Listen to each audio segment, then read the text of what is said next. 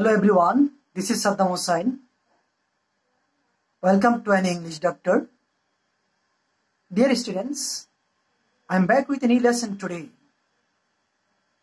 শিক্ষার্থীরা, আজকে আমি তোমাদের ইংলিশ 4 থেকে একটি গান আলোচনা করব। গানটির নাম হচ্ছে লাভ এন্ড ফ্রেন্ডশিপ, আর এটি আছে ইউনিট 4 লেসন 2 তে। গানটি আলোচনা করার পূর্বে চলো আমরা প্রথমে গানটি শুনবো।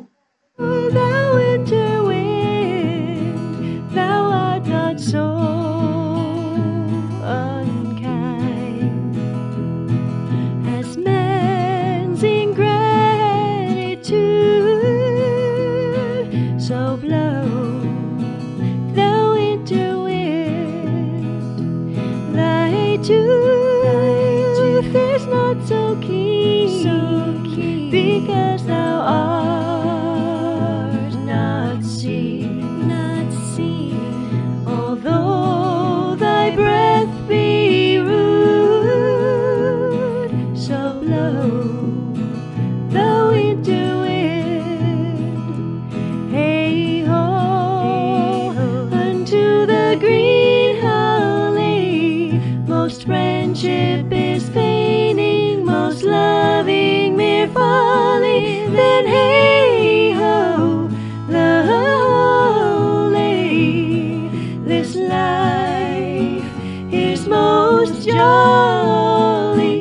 Freeze, freeze, thou bitter sky that dost not bite so nice, as benefits forgot.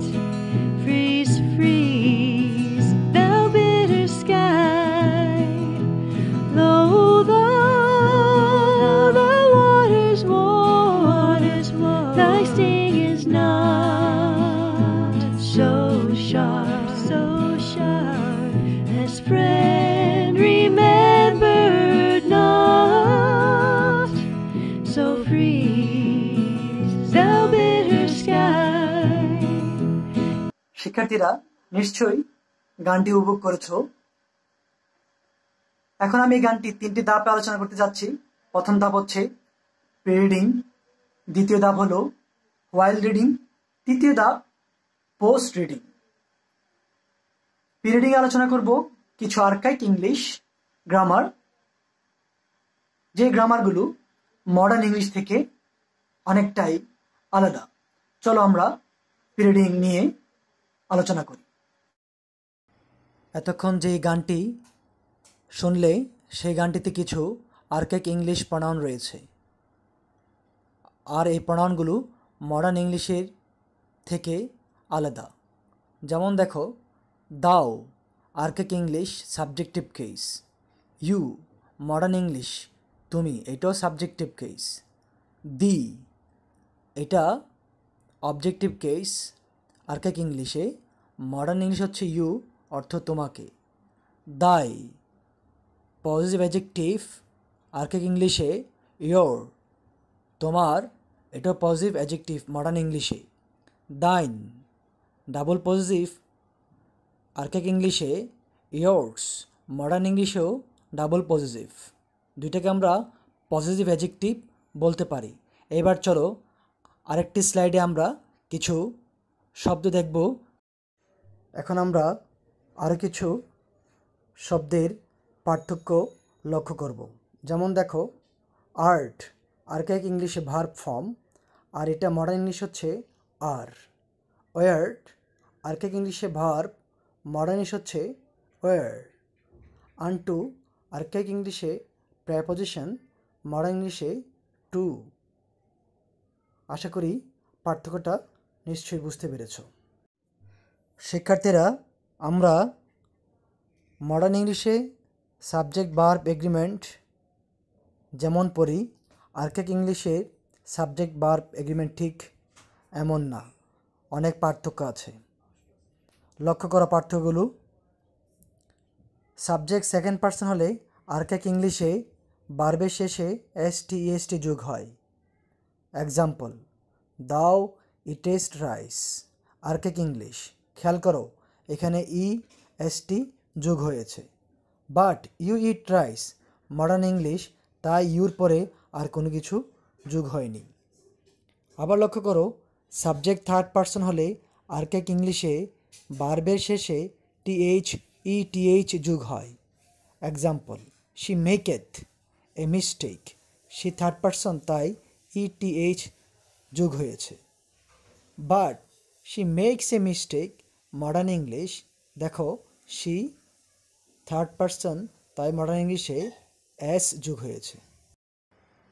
প্রিয় শিক্ষার্থীরা, আমি এখন সংটির ইন্ট্রোডাকশন পার্ট আলোচনা করব। লক্ষ্য করো, love and friendship are the two important demands of human life. ভালোবাসা আর মিতালি হলো মানব জীবনের দুটি গুরুত্বপূর্ণ চাহিদা। Human life becomes unlivable in their absence. মানুষের জীবন এই দুইটি চাহিদার অভাবে বসবাসযোগ্য থাকে না। Though human beings need them badly, যদিও মানুষের এই চাহিদাগুলো ভীষণ দরকার হয়। True love and friendship are difficult to find, কিন্তু সত্যিকারের ভালোবাসা আর বন্ধুত্ব পাওয়া কঠিন। The short song from William Shakespeare's 1564-1616 play as you like it. আর এই ছোট্ট গানটি নেওয়া হয়েছে উইলিয়াম শেক্সপিয়ারের নাটক অ্যাজ ইউ লাইক ইট থেকে। এখানে প্লে মানে নাটক, drama. Laments the absence of true love and friendship in human life. আর এই গানটির মাধ্যমে মানব জীবনে বন্ধুত্ব আর ভালোবাসার অনুপস্থিতিতে মানুষ যে বিলাপ করে, শোক করে, তা দেখানো হয়েছে। প্রিয় শিক্ষার্থীরা, আমরা এখন মূল লিরিকটি পড়ব। Blow blow the winter wind, বয়ে যাও তুমি শীতের বাতাস। The wert not so unkind, the wert মানে এখানে you are, not so unkind the wert আমরা আগেই পড়েছি আর্কাইক ইংলিশে, পিরিডিংয়ে আবারও তোমরা দেখে নেবে। তুমি তো এত নির্দয় নও। কবি বলছেন শীতের বাতাসকে, তুমি বয়ে যাও শীতের বাতাস, বয়ে যাও, তুমি এতটা নির্দয় নয়। অ্যাজ ম্যানস ইনগ্র্যাটিটিউড, যতটা কষ্ট লাগে মানুষের অকৃতজ্ঞতায়। দাই টুথ, তাই মানে ইয়োর পজিটিভ কেস, তোমরা দেখেছো। দাই টুথ ইজ নট সো কিন, তোমার দংশন এতটা তীক্ষ্ণ নয়।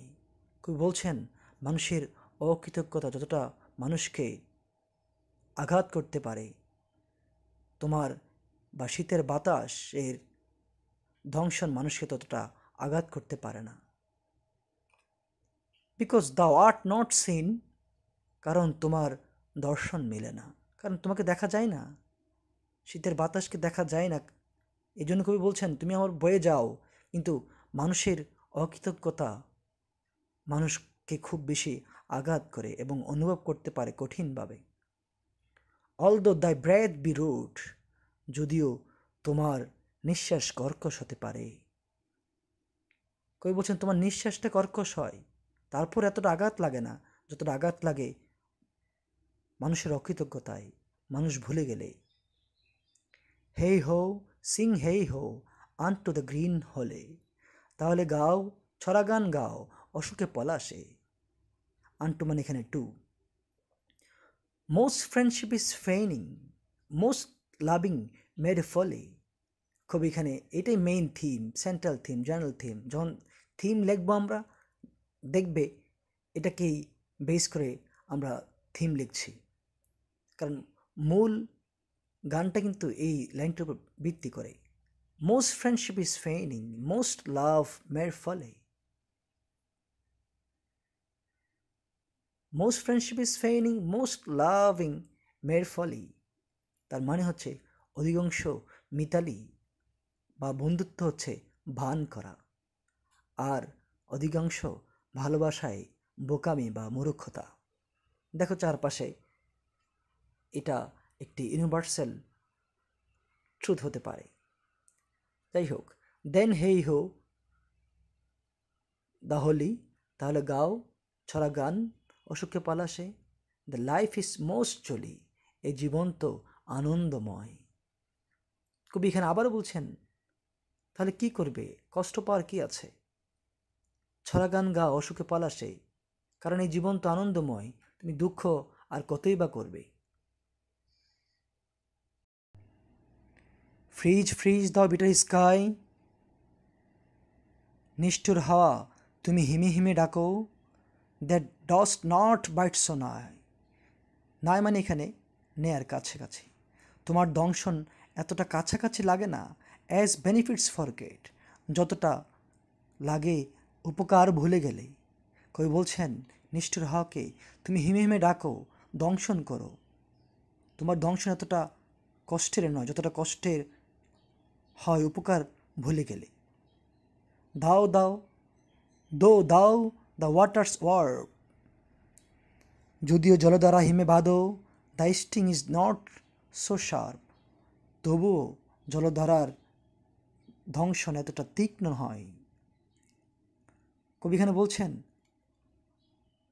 জলধারাগুলো হিমে হিমে বেঁধে গেলে এতটা কষ্ট নয়, তার ধ্বংসন এতটা কষ্টের হয় না। অ্যাজ ফ্রেন্ড রিমেম্বার নট, যতটা কষ্ট লাগে বন্ধু ভুলে গেলে। হেই হো সিং হেই হো আন টু দ্য গ্রিন হলে, কবি আবারও বলছেন, তাহলে গাও ছড়া গান গাও অশোকে পলাশে, গানের মাধ্যমে দুঃখ ভুলে যেতেই কিন্তু কবি বলেছেন। আশা করি বুঝতে পেরেছ। এখন আমরা থিম আলোচনা করব। Dear students, now I'm going to tell you how to write a theme. Listen, every writer gives or offers an underlying message in his writing. So, when you go through a text or a poem or a short story or a lyric or a song, whatever it is, you have to find out that underlying message. Because you have to write your theme based on that underlying message. So, got my point, guys? Let's start writing theme now. You'll notice how I am going to write this theme today. শিক্ষার্থীরা, তোমাদের সুবিধার জন্য আমি এখানে থিমটি লিখে দিয়েছি। আগে কোশ্চেনটি লক্ষ্য করো। Write down the theme of the following song, not more than 50 words. বলা হয়েছে এই গানটির মূল বিষয়বস্তুটি লেখো, কিন্তু 50 শব্দের বেশি দিয়ে লিখতে পারবে না। অর্থাৎ তোমাকে 50 শব্দের মধ্যে লিখতে হবে, তবে 5-10 শব্দ বেশিও লেখা যাবে। তো আজকের গানের মূল বিষয়বস্তু ছিল love and friendship. Love and ফ্রেন্ডশিপের সাথে এখানে লেখক নেচারের ক্রুয়েলিটি বা নিষ্ঠুরতাকে তুলনা করেছেন, তবে তিনি নেচারের নিষ্ঠুরতাকেই প্রেফার করেছেন, বেশি পছন্দ করেছেন। কিন্তু মানুষের নিষ্ঠুরতাকে, মানুষের অকৃতজ্ঞতাকে তিনি সহ্য করতে পারেননি, তাই এই বিষয়টিকে ফোকাস করে গানটি লেখা, যেমনটা আমি এখানে তুলে ধরেছি আজকে তোমাদের সামনে। দেখো, the main theme of this song is man's ইনহিউম্যানিটি towards other fellow beings. এই গানের মূল বিষয়বস্তু হলো মানুষের অমানসিক আচরণ তার সঙ্গীর সাথে। Man is so ungrateful and selfish that he does not care for those who are his close to friends. মানুষ এতটাই অকৃতজ্ঞ, সে এতটাই স্বার্থপর যে সে তার কাছের বন্ধুদেরকে স্মরণ করে না বা কোনো প্রকারের মন থেকে চায় না। He does not remember them once his purpose is served. যদি একবার তার উদ্দেশ্য হাসিল হয়ে যায় তাহলে সে তাকে আর তাদেরকে মনে রাখে না। Winter is harsh, but the harshness of the winter's wind is not as bitter as man's ingratitude to man. শীত কর্কশ, কিন্তু তার তীক্ষ্ণতা বা শীতের তীক্ষ্ণতা এতটা বেশি তিক্ত নয় যতটা মানুষের অকৃতজ্ঞতা মানুষের প্রতি মনে হয়।